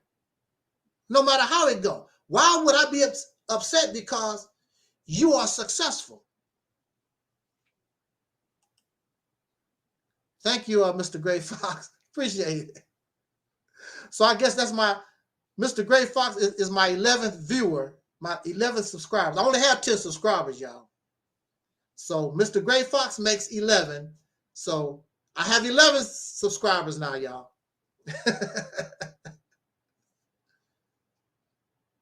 People are actually upset with us because we want to be winners.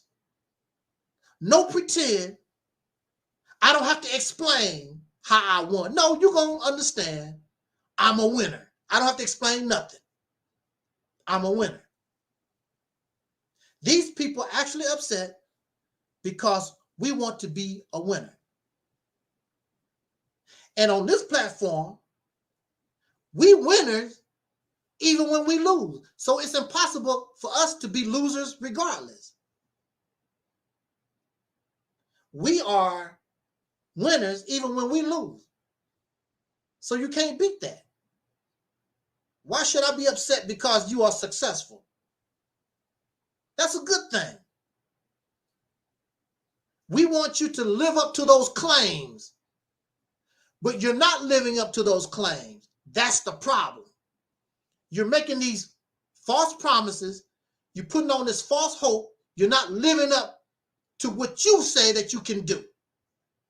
Where are those 40 points that you said that you could put on the board? And you're making excuses for foul people because you like them.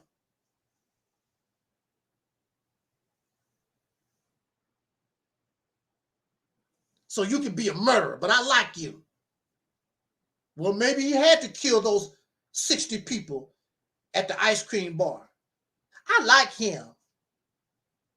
You sound sick. That's us. It's a government conspiracy. Everything ain't no damn government conspiracy. We understand the reality that the government can do different things to stop our progress. Well, first of all, we ain't making no damn progress to stop. Besides talk, what has Rizza Islam done? Where is his housing project? Where is his factory where we make our own cars? The Rizza Islam nuclear power plant. Don't think Rizza Islam don't take the COVID vaccine, listen to Farrakhan and whatever. They ain't saying, how is that a threat? That ain't no damn threat. How is Rizza Islam a threat? Government conspiracy. Now, I'm very sure the government is listening to us. Even Angel Snubbing Up 7, I'm very sure, you know, they have people that keep an eye on the slaves on the plantation. I'm very sure. But we ain't no threat. Ain't nobody no damn threat. The 1960s was a threat. You and me in 2020, we ain't did a damn thing to be considered a threat. Talking about pyramids, flying out your body, astral projection out into the universe, and the low vibrations, the high vibration. I got good vibrations, da da da da da, low vibration. What kind of threat are you? Oh, all thing we do is watch videos all day, watch TV. Yeah, it ain't no damn threat. But if you actually was producing what you claim you about, it'll be a different ball game. The problem also is you don't know how to produce what you claim you can do. You don't know what to do. Trying to follow dead people. Noble Drew Ali said this and Malcolm X and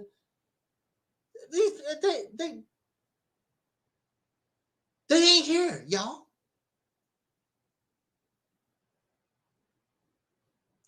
Marcus Garvey would have did this and Elijah Muhammad would have did that. They ain't here to do nothing. You can't even produce what they done back in the day. You have more money, you are more educated, you have more opportunities, more resources, and you cannot even duplicate what Noble Drew Ali did or Marcus Garvey or any of our forefathers. You can't even duplicate it. And you get angry at Angel Snubbing Up 7 because I say, if you can't produce and you can't, sit your ass down. How you gonna get angry at me? You told me that you can put 40 points on the board. We only see 5. Where's the other 35 points you claim you can put on the board? But I'm supposed to keep you on the floor because I like you. I like you. I'm going to say this, we're going to get out of here. This group here, EnVogue, you want to be a member of EnVogue. You claim you can hit the harmonies and you can do whatever. They're not going to let you join that group unless you can produce. And then once you get in the group, you're going to have to be able to handle the traveling, the slander, and everything else that goes with show business. Otherwise, you get dropped. Otherwise, you will quit because you can't handle it. They're not going to keep you in the group because, Cindy, let's keep Terry in the group because I like her. That's not how it works. That's why you continue to lose. The people you like cannot produce for you. You need to be attentive and drawn to those who can produce for you. Give other people a chance. Give another mindset a chance, different strategies a chance. Because these things that we have been using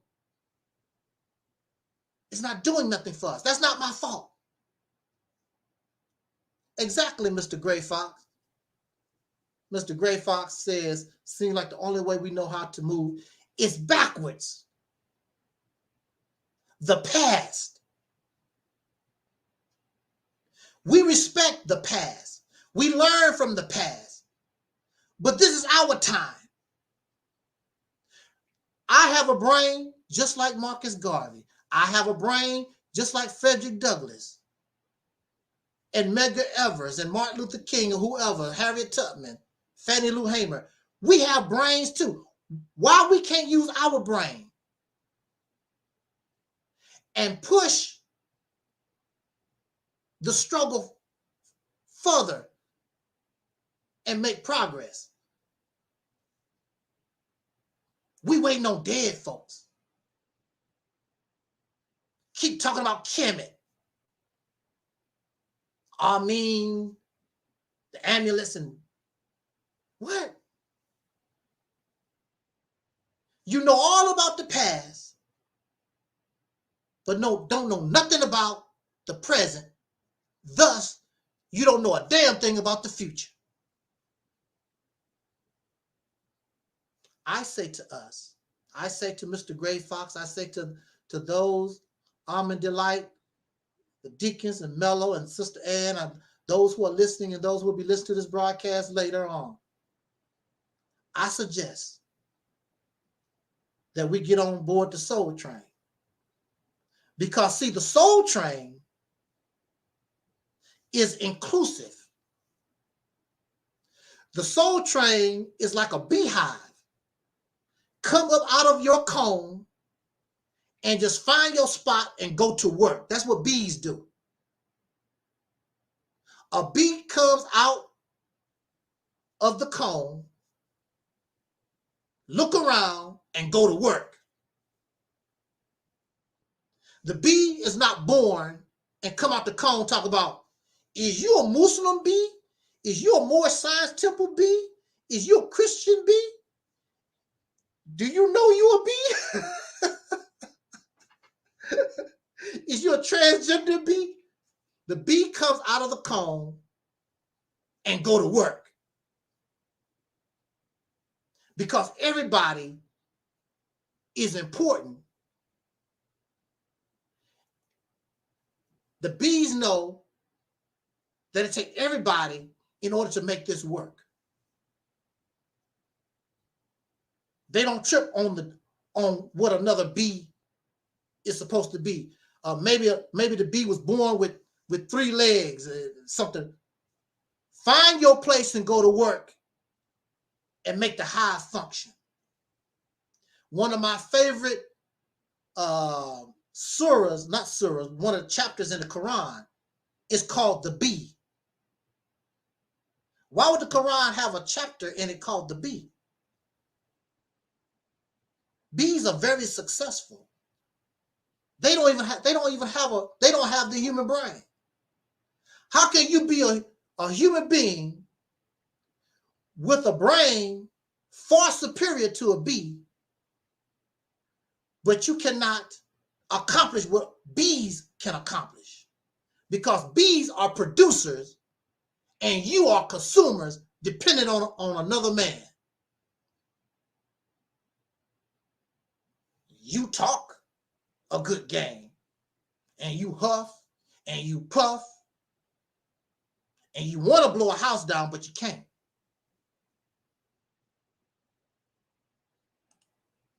I say get on board the soul train.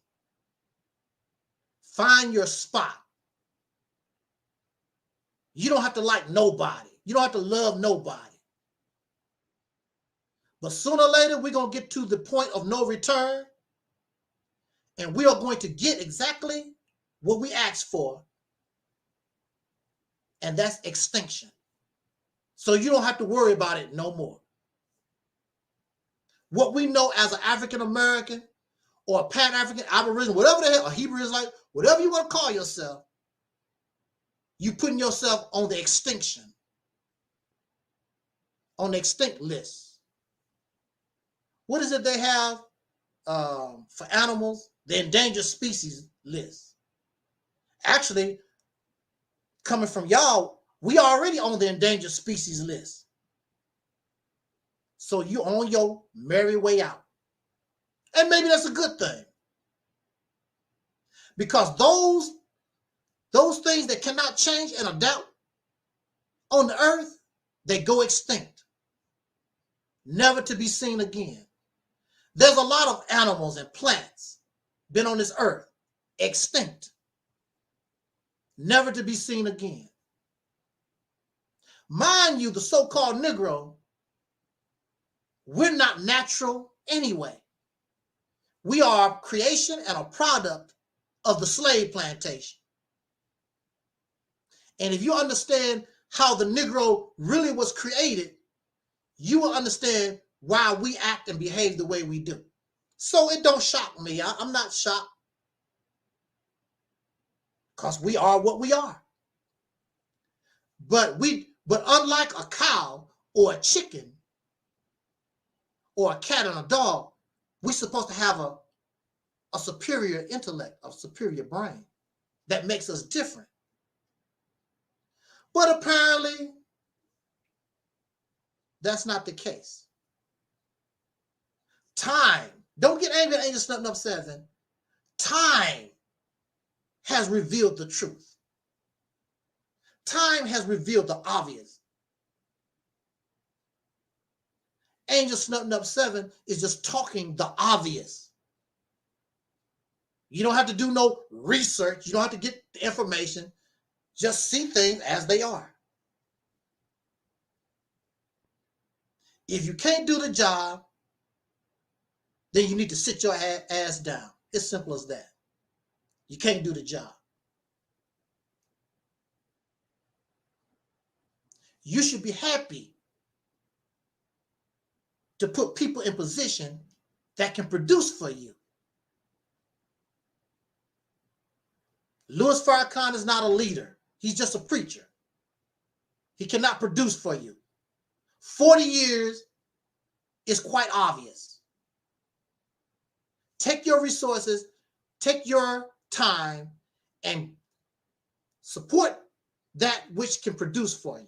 I say give us the Realities Temple, give us a try.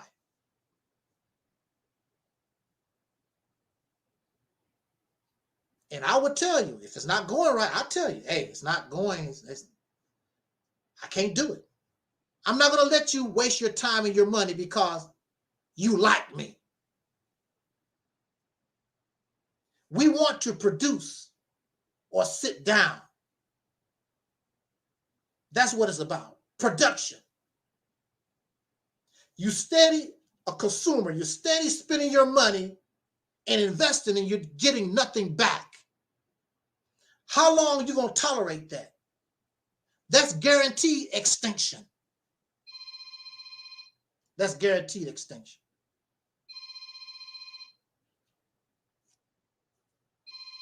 So on that note,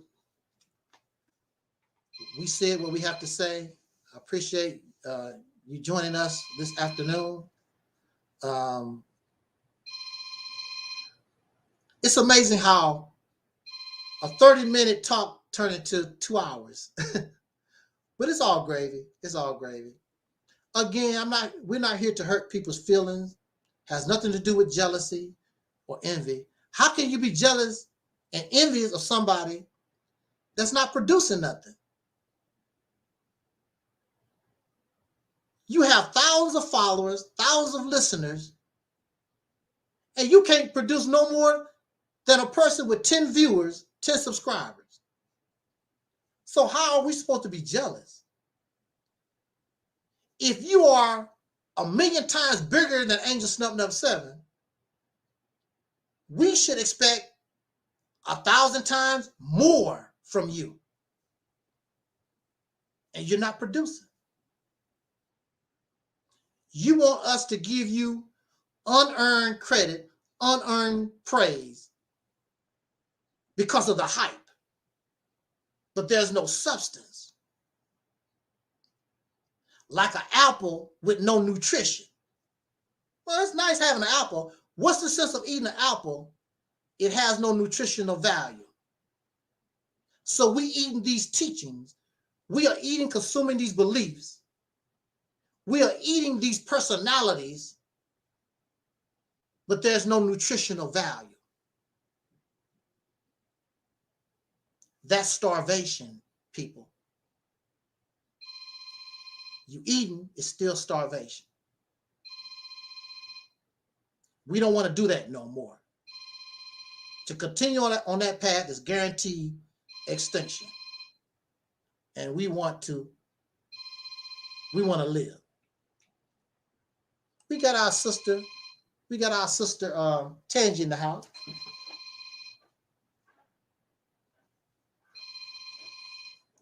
Shout out to Sister Tangi, Josiah, Sister India, and Leah in the house, California in the house. Thank you for joining us. Another spontaneous broadcast. I didn't want to speak on this, but I decided I had to, because we need to hold people accountable. This is not a popularity contest.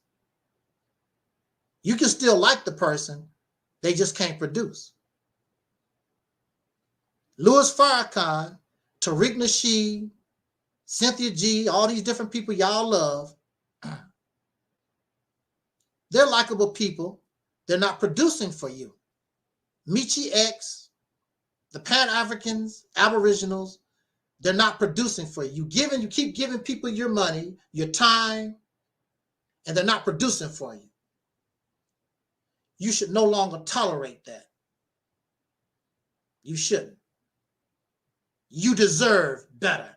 We as a people deserve better. And your success will challenge this government. Then you need to worry about the government messing with you, because they don't want us successful. But we're not doing nothing to be a threat to the government.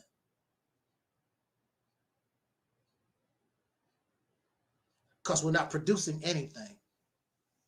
The little tiddlywink stuff that we do, nobody is impressed. But if you could implement the Beehive, which we call Operation Exodus Mississippi Campaign, just to talk about it would get people upset. Them niggers talk about trying to take control of a state. They get the attention not only in America, that'll get the attention of the world, believe me. What? They want to take control of a state.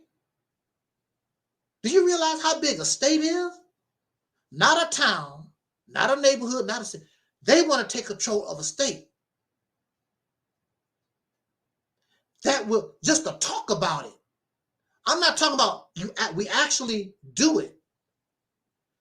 Just to talk about it will get the attention of the world. They might stop the Ukrainian war over it. Hey, let's stop those Negroes in America talking about taking control of a state. Can you imagine that? We need something big. You got to think big. We too far behind in the struggle to keep thinking individualized and small. And the only way we can get that job done is to act and behave like a bee. Come up out of the cone, find your place, and go to work. We've done enough talking. I believe, what's his name? That doctor? What's his name? Dr. Watkins. They getting ready to do another conference. How many damn conferences do y'all need? They're getting ready to do another conference.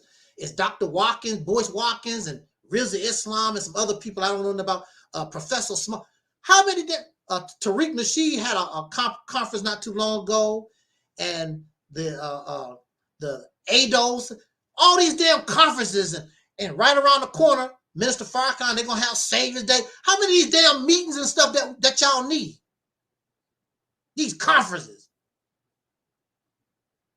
Meet Your Ex got some conferences, meetings to produce what? Let's go back to 2010. These conferences, these meetings have produced what for us? In any neighborhood.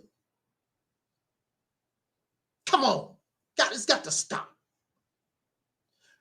You deserve better. You deserve better. What's wrong with me expressing to us to be winners, to be producers, to want, to unify? You actually angry with Angel Step Number 7 because I want us to be producers. All this damn talk.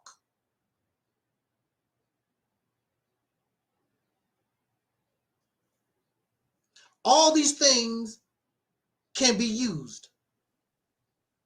They can come under one umbrella. Find your spot and go to work.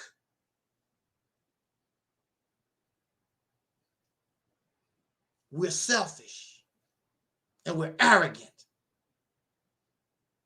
And you're going to get exactly what you asked for. And those Africans who you love, getting exactly what they asked for. You think you have a future in Africa. They going downhill.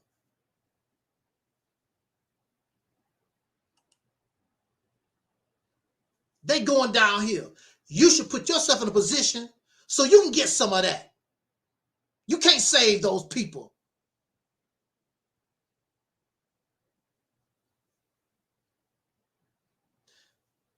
There was a scene in Shaka Zulu.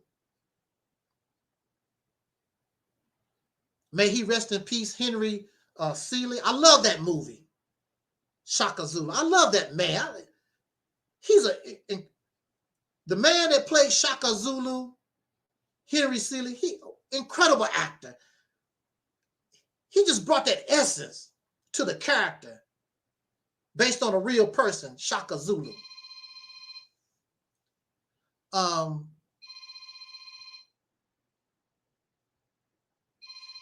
When Shaka was taking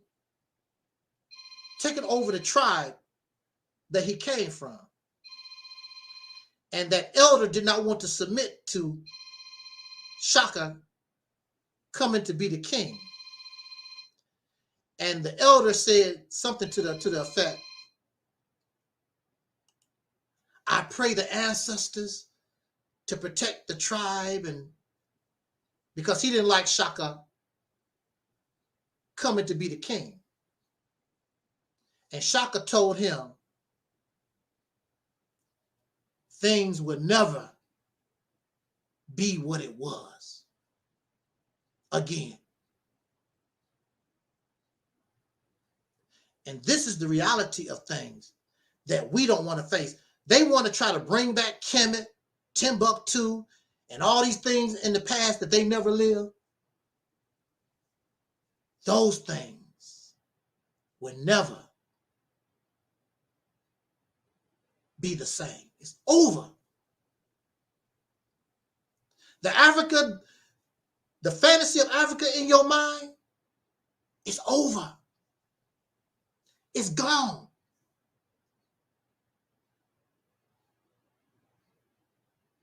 It's destroyed. It's gone. It's over with. This is your time. Find your place. Stop worrying about other people. That's their business. You control nothing in Africa. They're not giving you nothing. You better look out for yourself. Otherwise, you won't exist. And that's the reality of it.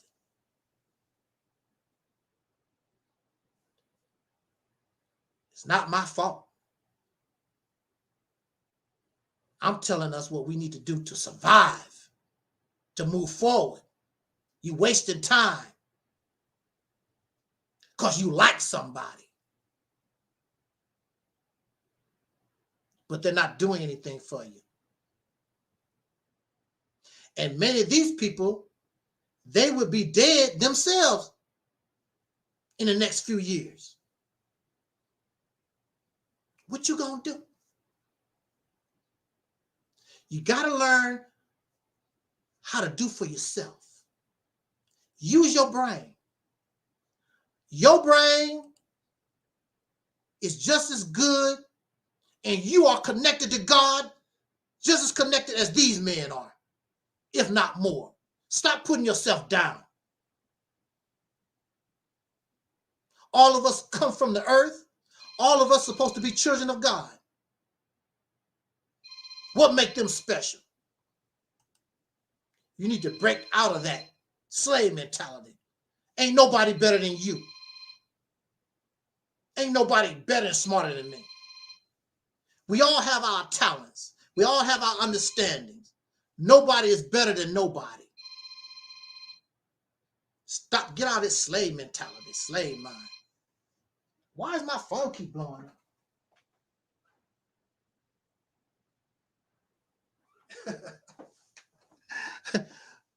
Let me get out of here. We spent enough time. Thank you for listening. Jot down your comments. Thank you again for joining us on this spontaneous broadcast. And actually, I got more company than I thought I would at this particular time on a Monday. Spontaneous. I appreciate it. Thank you so much. Mr. Gray Fox, thank you. Sister Tangi, Small Talk, Sister Ann, the Deacons, Mello, those who are listening and those who will be listening to this broadcast later on, I appreciate it. Appreciate you joining and keeping me company. And again, unlike some people, I'm not perfect. I can't be corrected. I do make mistakes. And you can't tell me I can't produce because you haven't gave me a chance. You haven't gave us a chance to show whether or not we can produce or not. But we do know, because time has shown, you have supported others and they're not producing for you. It's obvious. How much time do they need? 25 years, 30 years, 50 years, 100 years? If we can't produce for us now, I'll be happy to sit down. No problem. Unlike them,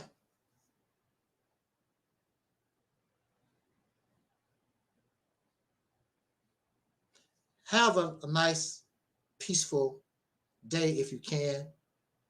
Jot down your comments, subscribe, share, like, all that kind of good stuff. And we will catch you on the flip. I'm Angel Snub Number 7. This is the Reality's Temple on Earth. And as our ancestor, Don Cornelius, used to always say, as in parting, I wish you love, peace, and soul. And we are Audi 5000.